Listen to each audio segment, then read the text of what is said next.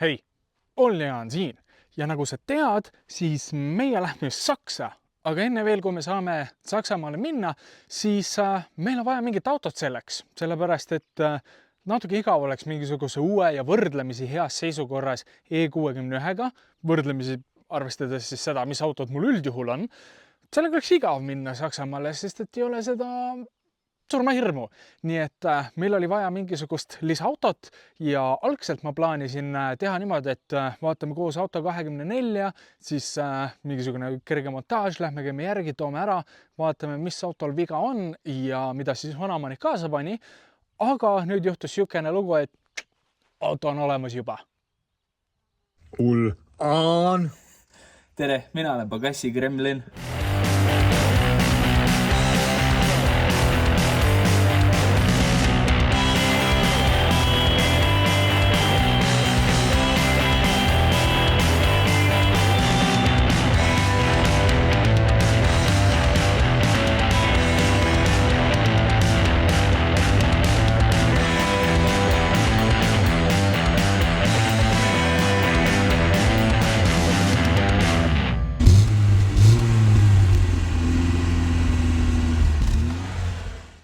Nüüd enne veel, kui ma näitan, mis auto ma siis lõpuks ostsin, tuletame natukene meelde. Meil on plaan minna Saksamaale, meil on plaan osta selleks mingisugune shitbox ning see peaks siis jääma 1500 euro sisse. Nii auto ost kui ka hooldus ja potentsiaalsed remondid, enne kui me saame kindla peale minna Saksamaale niimoodi, et me tee peale ei jää. Nüüd, kui ma vaatasin autosid, mida osta, siis ma vaatasin põhiliselt siuksed Jaapani autosid ja siuksed, mis seal odavama otsa omad on, mis võiks olla ka enam-vähem vastupidavad. Ja plaan oli algselt siis bensiin ja manuaal, et oleks ikkagi kõige vastupidavam ning lisaks, et siis ma saaksin üle lüüa ka oma kiiruse rekordi. Minu kiiruse rekord on 198 kilomeetrit tunnis kepsu järgi ja Saksamaal tahaks kätte saada siis 200 kilti tunnis.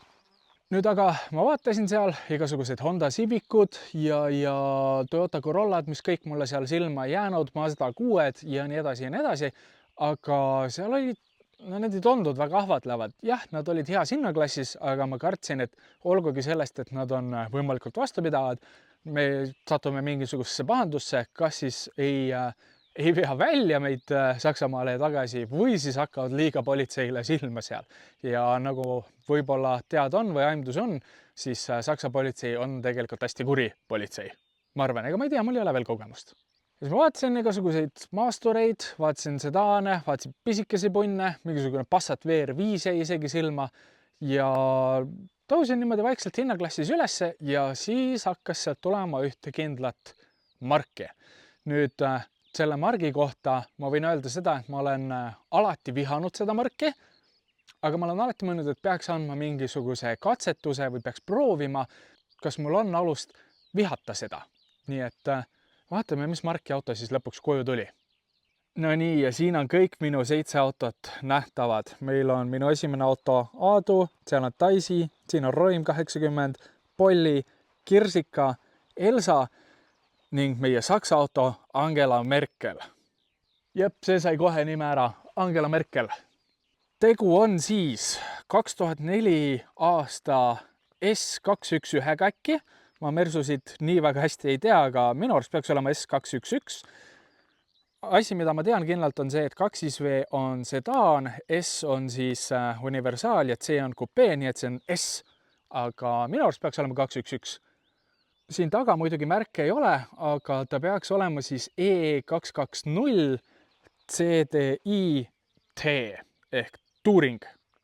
Jah, plaan oli Benz, aga ma olen diiselist, diislit tean ma nagu natukene rohkem, nii et siin kapoti all on meil 4-silindriline 2.1 või 2.2 diisel, mis aretab 110 kilovatti. Ning kui ma juba kütusega vussi panin, siis ma panin ka käigukastiga vussi. Sest et meil on siin automaatkäigukast. Okei, võib-olla see ei olnud nii suur vussi ajamine, sellepärast et siin on ka natukene tagamõtet.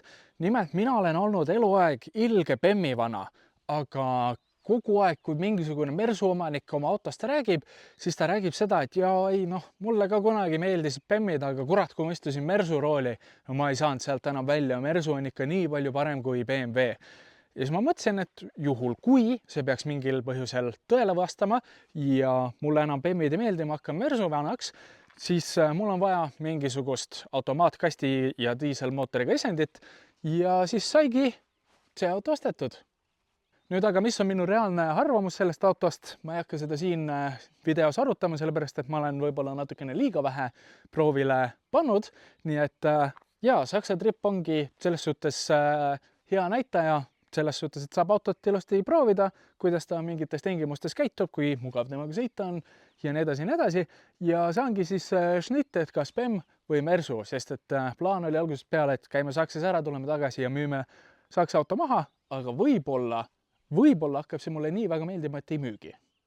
Räägime aga siis autost natukene lähemalt ja seda siis selle arvelt, et mis kõik tal viga on. Või kas just viga, aga vaatame siin esimesed silmatorkavad asjad kohe ära, nii varustuse kui ka siis vigade poolelt, eks ju. Aga mida autoga kaasa anti, seda mul ei ole põhimõtteliselt näidata, sellepärast et vana omanik tegi selle auto nii ilusti seest puhtaks, et ma leidsin sealt seest põhimõtteliselt ainult naelrehvid, mis ta mulle kaasa andis ja siis üks tobi oli ukse vahel või tooli vahel. Siit näha ei ole, aga kuskil selle vahel on see tobi. Nüüd nagu sellest tolmust näha on, siis ma olen seda autot juba natukene kasutanud, mingi 340 kilti olen temaga sõitnud ja ma juba tean eos igasuguseid probleeme, mis tegelikult siiani pole veel üllatuseks tulnud. Juba ostes märkasin seda, et klassikaliselt on meil siin tagakoopa ääred natukene rostes, aga ei ole hullu. Samamoodi sakslasele omaselt on tagaluuk läbi rostetanud, eriti siit numbrimärgitulede kohtadest ning see kojamees ei tee mitte midagi. Ja see luuk ei näe üleüldiselt kõige värskem välja, nii et eks tal on siin veel igast rostet. Ja siit on see teine rattakoovas. Samamoodi natukene roostane, ei ole kõige hullem, ma olen kindlasti hullemate autodega sõitnud, aga elus ta ka ei ole. Väliselt ta esineb meil veel siin lakikoorumist natukene kapotil ning siin selle ühe tule peal. Nüüd aga veel üks põhjus, miks 2.2 diisel on sellepärast, et mulle endale meeldivad diislid rohkem ning need pidid olema väga vastupidavad mootorid. Nimelt, see on tegelikult teine auto, mida ma vaatamas käisin. Esimene mingisugune vene härrasmees müüs ja tema seal kogu aeg korrutas, et tegu on miljonšikuga, ehk siis see on mootor, mis veab 1 000 000 kilomeetrit välja. Aga samas, kui ma käisin selle vene härra autoga sõitmas, kilomeetri peal suri see 3 korda välja. Ja selle ostmine oli suhteliselt sarnane, mis oli selle ostmine. Sakslane nagu ta on ja tagavedu nagu ta on ja nii edasi. Murekohad on põhimõtteliselt samad. Vaatad üle, et kas rattakoopad on roostes, vaatad üle, kas rehvi siseservad kulunud ei ole, õlilekked ja siis kuidas käigukast toimetab. Aga mis veel on sarnast, on see, et enne seda ma käisin vaatamas mingi 200 € odavamat autot, mis oli täiesti ront ja siis ma sain selle omale, mis oli okeis seisukorras. Ja kui ma käisin seda miljonšikut siis vaatamas, mis mul kilomeetri peal 3 korda ära suri, siis see oli ka ikka õudne ront. Kõik sillajooksud olid nii paigast ja see oli kohutav ja see on isegi okeis seisukorras enam-vähem. Muidugi, kui mul siin mootor juba lahti on, siis ilmselgelt on siin all ka viga. Nüüd siin on meil õhuboks, täpselt nagu M57 on siin kandis, aga tundub, et seda on natukene lihtsam hooldada. Aga siin õhuboksi all ma kaameraga sinna ligi ei pääse, seal on turbo ja turbo pealt on midagi märg. Mingi klambri vahelt midagi tuleb. Ma ei tea, kas on tulnud, kas on korda tehtud või mitte, aga hetkel on märg, peame lähemalt uurima, mis viga võib olla. Ja Mersu Service Position tõenäoliselt siis Volvole, see teeb asja päris lihtsaks. Või ma arvan, ma ei tea. Muud vead aga leiame siis, kui me autosse siseneme. Nii mõnigi võiks öelda, et automaatkast on viga, aga jätame selle debati kunagi mõneks teiseks korraks. Nüüd üks vigadest on kindlasti see siin. Ja lisaks ka see, et see katuslukk vist käib lahti, aga omanik ei soovitanud mul seda teha, sest et seda oli päris raske kinni saada. Ma ei tea, kui hästi siit näha on, aga siinkohas ja siinkohas on pisikesed täkked, aga salong iseenesest on üllatavalt hästi tegelikult säilinud, ma arvaks. Meil on, praegu ei näita, pärastpoole vaatame, palju ta läbi sõitnud on, aga juhiiste on katki. Aga noh, see on suht koht tavaline, et vana autod on 2004. Lisaks Mersu tüüpiga väidetavalt, ega ma ei tea, on C-nupp siin, mis teeb seda käetuge siit lahti. Ning kõige suurem viga, mida me siit seest poolt vähemalt esialgu leiame, on see.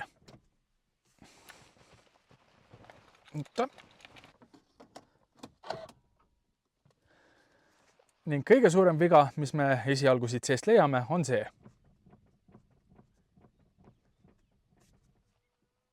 Suurema tõenäosusega roolilatt väga läbi, aga noh, positiivne asi on see, et sellel Mersul peaks olema roolilatti päris kerge vahetada, ta jääb sinna mingisugune 100–200 euro tuuri ja saan ise ära vahetada, hoiame kokku ja võiks jääda budgetisse. Ja noh, ma ei tea, kas see läheb vea alla kirja, aga minu arust need peaksid ikka natukene sujuvamalt lahti tulema. Ja noh, see käi lahti. Uus osas meil on auto läbisõit 332 000. Kõik tuled lähevad ilusti põlema, mis põlema minema peavad. Ja nad kustuvad ära ka siis, kui ma auto käima panen.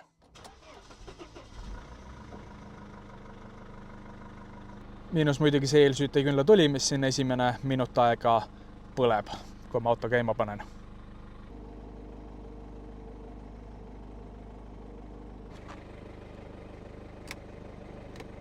Tuled ka põlema.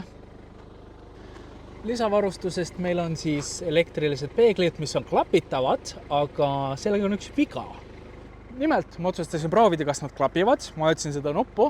Juhipoolne peegel ei teinud mitte midagi, aga kõrvalistujapoolne peegel klappis ilusti ja klappis ennast ilusti lahti ka. Aga siis ta viskas mulle ühe veateate. Nimelt, see suuna tuli siin kõrvalistuja peegli küljes, see ei tööta. Ma läksin siis õue kontrollima, mis tal viga võib olla ja tulemus oli see.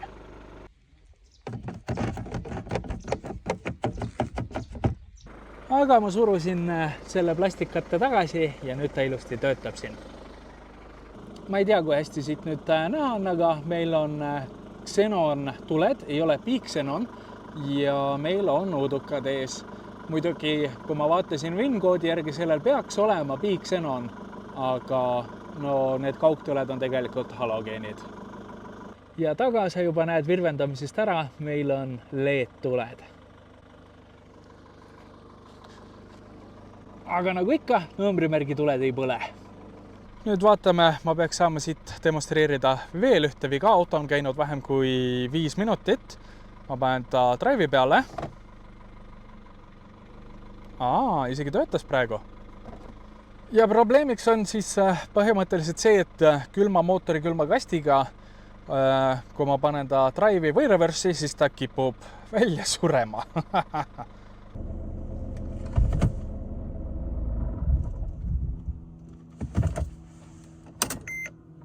Mis nagu iseenesest nii väga hull ei olegi, kui lased tal natukene soojeneda või siis annad gaasi, eks siis ta ei sure välja.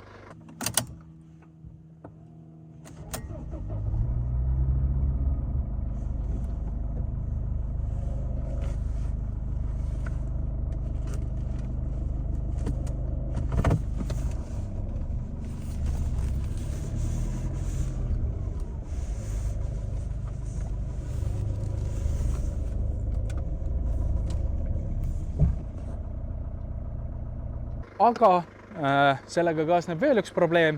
Ma praegu seda sõitu ei vii, las ta tiksub siin koha peal. Probleemiks on külmakastiga siduri libistamine, ütleme siis niimoodi.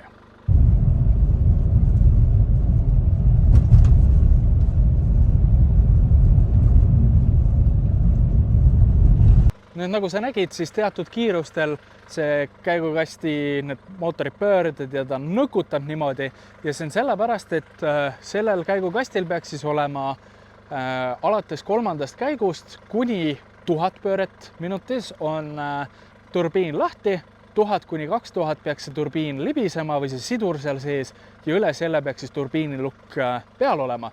Nüüd lahtiselt ta vist töötab, kinniselt töötab ta väga hästi, et kui on üle 2000 pöörde, siis pole mingit probleemi.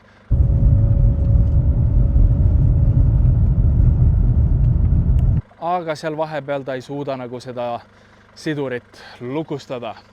Nii palju, kui ma olen uurinud, siis see on tegelikult mõlemad neist on suhteliselt tüüpvead, aga päris kindlalt ei ole, millest võib see probleem tekkida. Ühed väidavad üht, teised väidavad teist ja kolmandad ütlevad, et mina vahetasin oma autole ära igasugused asjad, põhimõtteliselt kõik asjad ja probleem on ikka sama, aga mina olen nüüd 30 000 miili sõitnud ja ma enam ei viitsi taga otsida ka seda probleemi.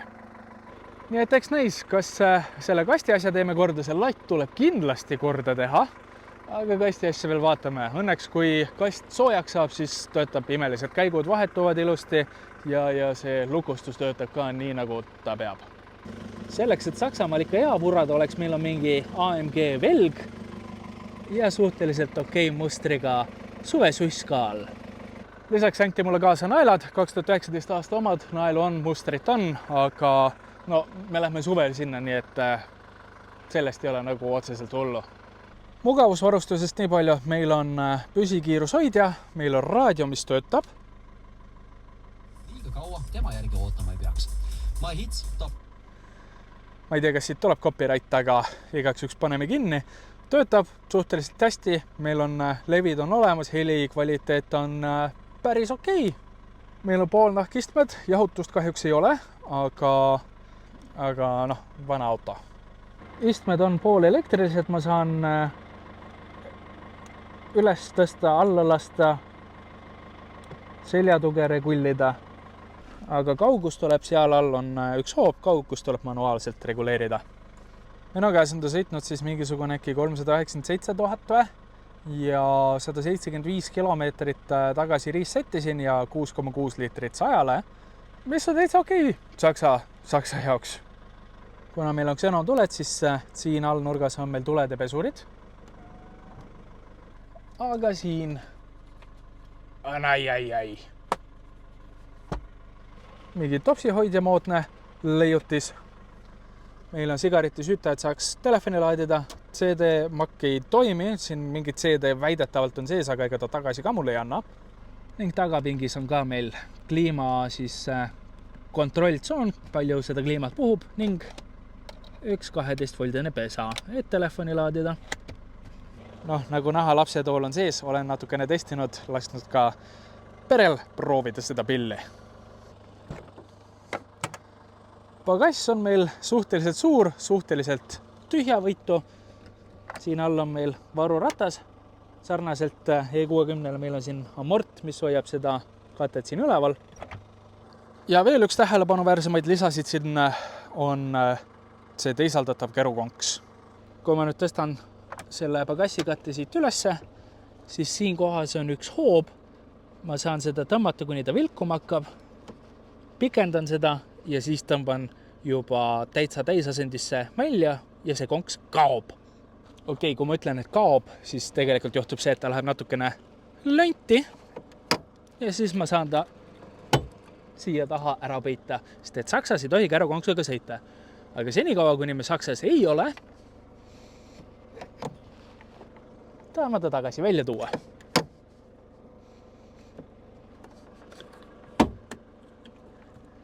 Nüüd üks asi, mis meil veel E61-ga sarnane on see, et siin peaks olema siis see soft close tagaluuk, aga see ei tööta, nii et me peame paugutama seda. Nüüd lisaks diiselmootorile, mis on veel hea lisa just Saksa reisiks, on see, et VIN-koodi andmetel on ta tehasest suurendatud kütusepaagiga. Ma ei tea, kui suur see on, eks me testime seda, aga ta on suurendatud kütusepaagiga, mis tähendab, et me peame vähem tanklas passima. Ning siin on 2 akut ja ma oletan, et see on sellepärast, et siin on lisaks ka tehase poolt valmidus pandud, et saaks taksoks teha seda autot. Nüüd väidetavalt see auto taksot kunagi ei sõitnud, aga me ei saa kunagi liiga kindlad olla. Ning kui me lähme suvel Saksamaale või lõunariikidesse, siin on ka toimiv kliima sees, mis on nagu päris hea teine. Ja nüüd, kui me vaatame minu selja taha, siis siin on olemas ka Mersudele omane peatugede kaotamissüsteem, mis hõlbustab tagurdamist äkki, ma ei tea. Ning süüke see auto on, millega me plaanime siis Saksamaale minna. Loodetavasti saame ka Nürburgringil sellega käia ja siit edasi ei olegi midagi muud rohkemat öelda. Hinda ma ei ütle. Teeme selle kuskil täitsa lõpus, vaatame, kui palju me kokku kulutasime ja samamoodi ma ei hakka siin mingisugust autopersooni lugu tegema, sest et ma ei tea sellest autost piisavalt palju.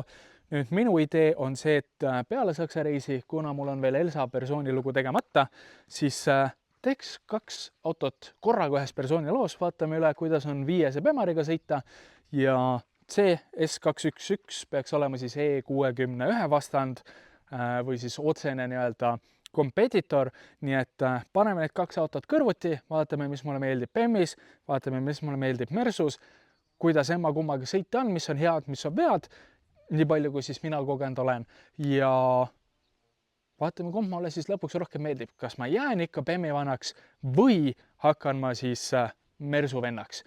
Nii et ja siit edasi mina hakkan vaikselt teda valmis sättima siis Saksamaa tripi jaoks, vaatame siin seda ruulilatti, teeme kõiksugused remonttööd ära, mida meil vaja teha on ja võimalikult odavalt siis sellest tuleb ka nüüd kindlasti video, et sätime selle auto Saksa valmis ja siis põhimõtteliselt ongi juba see, et saame minna Saksamaale. Muideks ma siia vahepeale ütlen ära, et Rasmus ei tea, et me selle autoga lähme. Rasmus ei tea üldse, mis autoga me lähme, ma olen talle mingisuguseid vihjeid andnud, et ta on ökopill, umbes mis kilovatid tal on, et ta on automaat, et ta on universaal, püsikas ja kliimaga. Algselt ta arvas, et me lähme A4-ga ja ta ütles mulle, et tema ei sõida Audiga, nii et kui ma tulen mingisuguse Anneliga talle ukse taha Saksa päeva hommikul, siis tema keerab otsa tagasi, läheb tagasi magama ja mina lähen üksinda Saksamaale. Ja siis ta pakkus seal veel mingeid Audisid, ma ütlesin, no ma võin sulle kindlalt öelda, et see ei ole Anneli. Ja siis ta oli, okei, siis on ikka Audist, et Audi kohta sa ei öelnud mitte midagi, nii et tema Saksamaale ei tule. Aga siis lõpuks ta siin pakkus, et sõidame Saabiga, mis on ka tegelikult hea variant, ma vaatasin isegi ka Saabi kuulutusi, aga Saab ei pidanud olema kõige töökindlam ja sükses hinnaklassis oli süksed väga kaheldava väärtusega Saabid. Ja siis antud hetkel ta arvab, et me lähme Toyota Avensisega, sest et 2003 aasta Avensisel on 3 mootorit selles vahemikus, mis ma ütlesin, need on ökod, neil peaks olema lihtne vahetada roolilatti, nagu sellel Mersul ja universaal. Nii et vaatame, mis nagu ta teeb, kui ma ütlen talle, et me lähme Mersuga. Või kui ma näitan talle, kui ma sõidan talle koju ja võtame ta Mersuga peale. Nii et kui sulle meeldis see video, siis sa võid sellele julgelt panna like'i. Kui sa tahad näha, kuidas meil seal Saksamaal läheb ja lõppkokkuvõttes siis kuidas mulle Mersu meeldib, siis kindlasti subscribe'i siia kanalile või kui sind huvitavad mõned minut teised autod, sest et mul on antud hetkel 7 tükki, neid ikka tuleb millegagi mingit tegemist ette. Ja all kommentaarides võid sa märku anda, mis sina arvad minu autovalikust, millega Saksamaale minna. Vot.